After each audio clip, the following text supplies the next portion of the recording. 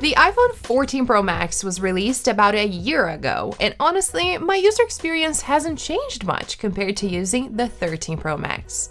However, there are some new features that I have been really enjoying, so today I'm going to share with you everything that I like and don't like about the iPhone 14 Pro Max after 11 months of use. Now, are you looking to boost your Mac's performance? Meet Clean My Mac X, your all-in-one solution as it cleans, removes malware, and optimizes performance to make it faster and like new. Say goodbye to clutter and hello to a faster Mac. If you're interested, make sure to use my affiliate link listed down below in the description. Let's start with the Dynamic Island. At first, I admit that I thought the Dynamic Island was cool and all, but I didn't think it would significantly improve my user experience. It seemed like a minor detail at first. However, after actually using this new feature, I realized that it can be very useful, especially for those who like to multitask, and now I cannot imagine having an iPhone without it. The Dynamic Island is the pill-shaped cutout that replaced the notch for the first time, and it allows you to interact with a timer, score of a game, calls, and more. I use Uber all the time, and it's really convenient to be able to see how many minutes the driver has left to arrive while I'm replying to an email, texting someone, or using any other app. Next up, always on display. The iPhones 14 Pro or newer running iOS 16 or later have this feature, which is basically a dimmed version of the lock screen. So you don't need to tap on the display to see your favorite widgets, clock, date, your wallpaper, and more. For some, this feature might be useless, but I really like being able to take a quick glance at my iPhone and see the latest notifications. When the iPhone is facing down, in your pocket, or when you're not near it, the screen automatically turns off to save battery. Additionally, the 120Hz refresh rate now varies from 1 to 120, so when the always-on display is enabled, the refresh rate drops to 1 Hz, so it saves more battery. You can disable this feature or turn off notifications and/or wallpaper if you prefer, but I really like to keep everything enabled, including the wallpaper and notifications. Speaking of which, let me talk about the display. The Super Retina XDR display on the iPhones 14 Pro and Pro Max is up to 2 times brighter in the sun, and for the first time ever, the display doesn't automatically dim to the heat when you're doing heavier tasks or charging your iPhone, using it outdoors on a hot day. This really makes a difference. I used to get so frustrated with my previous iPhones, and I'm sure that many of you did too. Now, if you're curious about battery life, I haven't noticed any significant changes if compared to the iPhone 13 Pro Max, at least in my experience. I find the battery to be very good overall. It usually lasts the whole day, and I rarely need to charge it during the day. My charging routine is pretty simple. I usually wake up around 7:30 a.m., take it off the charger, and I only charge it again around 10:30, 11 p.m., and it's usually still at around 30% battery. Talking about performance, the iPhone 14 Pro has the A16 chip, and I have absolutely no complaints. It runs everything perfectly well, and I can't think of any situation where it didn't handle an app. Regarding the camera system, there's basically nothing to complain about here also. The cameras are incredible. The iPhone 14 Pro now has a 48 megapixel sensor, action mode for video, and a subtle yet significant change in the optical zoom department.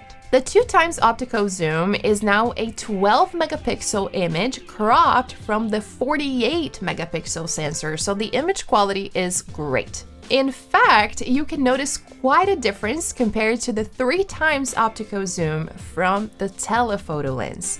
I started noticing more noise in images taken with it, especially in low light situations. Now, don't get me wrong, the telephoto lens isn't bad at all. I've taken many beautiful pictures with it, but you have to pay attention and take your photos in a well-lit environment. Otherwise, the photos tend to be quite noisy. For those that are curious about video quality, I recently posted a video here on the channel that was entirely shot with the iPhone 14 Pro Max, and the result was excellent. I suggest you watch it if you haven't already. Now, before I tell you what I don't like about the iPhone 14 Pro Max, there's a feature that thankfully I've never had to use, but it's super important, and I think it could be essential for many of you when choosing a new iPhone: emergency SOS and crash detection. When an accident is detected, the iPhone automatically contacts emergency services. As I mentioned, I've never had to use it, and I hope you haven't either, but there are already many stories of users whose lives were potentially saved by having this feature on their iPhone or Apple Watch. It's definitely a great feature to have. And before I wrap up, let's talk about the one thing that surprisingly few people talk about, or perhaps few people really know what's happening. The minimal focus distance took a step back and changed from 5.9 inches to 7.8 inches. If you're not familiar with this term, minimum focus distance is pretty much the closest the camera can focus on an object. So the greater the distance, the farther you need to be from the object you're photographing. Basically, every time I'm taking a close-up photo now, I have to remember to move a little bit further. It's very frustrating. I really thought I would get used to it over time, but I haven't. Almost every time I try taking a close-up photo, I have to remember to move away a bit. It's also frustrating because it changes the composition of the photo. Now, if you have an iPhone 14, let me know if you noticed more out-of-focus photos. Comment down below.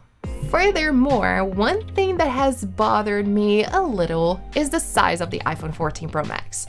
I know that this is largely a matter of personal preference and user taste rather than a device flaw, so it doesn't really count as a downside, but for a long time I really loved larger iPhones, but recently I started thinking about having a smaller one. How about you? Are you Team Pro Max or Team Pro? But anyway, I really don't have many downsides to mention about the iPhone 14 Pro or Pro Max. What I think is important to consider is this: the iPhones 14 Pro and Pro Max are definitely the best iPhones you can buy today, and soon the 15 Pro and Pro Max will take their place.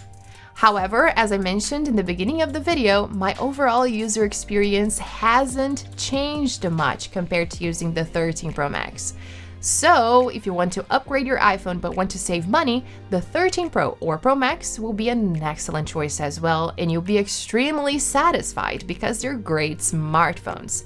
But if you have the budget and want to have the new features of the 14, great. Also, if you happen to be watching this video after the release of the iPhone 15 or even the 16, believe me, any of the iPhones mentioned here will be great options. As I always say, it really depends on your budget and your preferences. If you have any questions, feel free to leave them down below in the comments. And if you enjoyed today's video, don't forget to hit that like button and subscribe to the channel for more videos like this one. Thanks for watching, and I'll see you next time.